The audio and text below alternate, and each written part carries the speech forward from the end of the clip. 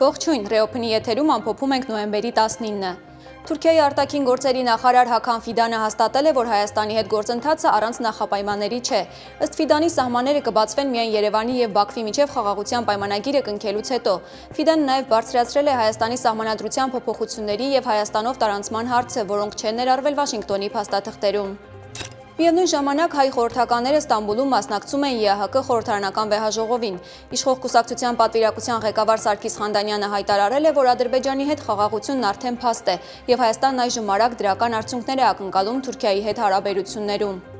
Ադրբեջանը ցանկանում է արագացնել Թրամփի ուղի նախագծի աշխատանքները։ Այս մասին Միացյալ Նահանգների պետքարտուղարության պաշտոնյա Ալիսոն Հուքերին ասել է արտաքին գործերի նախարար Բայրամովը։ Նրանք նաև քննարկել են Երևանի հետ խաղաղության գործընթացը։ Հուքերը նախորդին հանդիպել է Փաշինյանի հետ տարածաշրջանում Միացյալ Նահանգների ծրագրերը առաջ մղելու համար։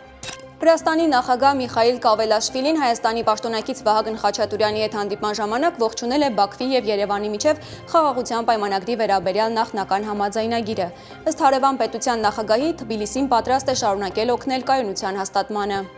Աշխարհը քննարկում է Սաուդյան Արաբիայի թագաժառանգի հետ Դոնալդ Թրամփի հանդիպումը, որին մասնակցել են Իլոն Մասկը եւ Կրիշտիանո Ռոնալդոն։ Թրամփը հայտարարել է խոշոր գործարքի մասին։ Սաուդյան Արաբիան կգնի ամերիկյան F-35 կործանիչներ եւ $1 տրիլիոն ներդրում կանի Միացյալ Նահանգներում։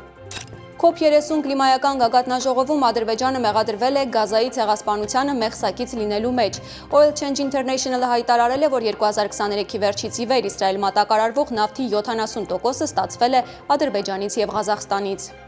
Այսօրվա նորություններին ավելի մանրամասն կարող եք ծանոթանալ հետևելով մեր լրատվական թողարկումներին։ Ես Մերի Դանիելյանն եմ։ Ցտեսություն։